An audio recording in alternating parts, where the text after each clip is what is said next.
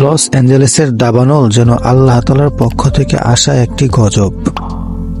অতি আধুনিক প্রযুক্তি এবং বিপুল জনবল থাকা সত্ত্বেও পুড়ে ছাই করে দিয়েছে প্রায় 40,000 একরেরও বেশি এলাকা। ধ্বংস হয়ে গেছে প্রায় 12,000 বাড়িঘর।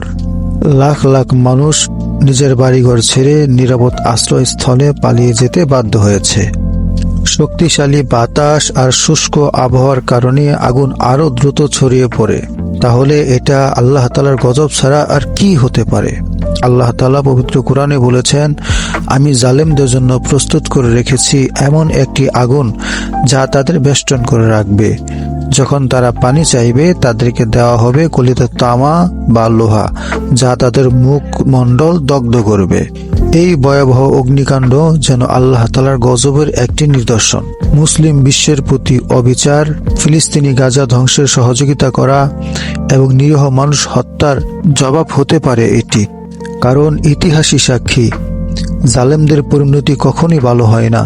মহান আল্লাহ তাআলা আরো এক জায়গায় বলেছেন, তুমি কখনোই মনে করো না যে জালিমরা যা করেছে সেই বিষয়ে আমি উদাসীন।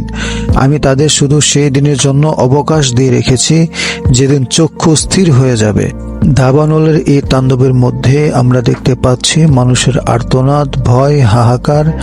মানুষ ঘর বাড়ি ছেড়ে পালাচ্ছে, কেউ নিজের পরিবার হারিয়েছে, আবার কেউ দেখছে তাদের সমস্ত সম্পদ, সঞ্চয় করা সমস্ত অর্থ কিভাবে ধ্বংস হয়ে যাচ্ছে।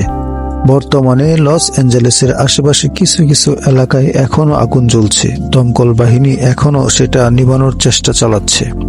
এমন পরিস্থিতিতে কিছু অসাধু ব্যক্তি লুটপাটে লিপ্ত হয়েছে। ইতিমধ্যে লুটপাটের অভিযোগে আটক করা হয়েছে প্রায় 10 জনেরও বেশি মানুষকে।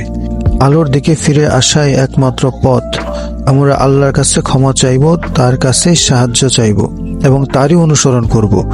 জুলুম করা রাষ্ট্র বা ব্যক্তি যেই হোক, আল্লাহর গজবের ঊর্ধ্বে কেউই নয়। এই পরিস্থিতি আমাদের জন্য একটি শিক্ষা।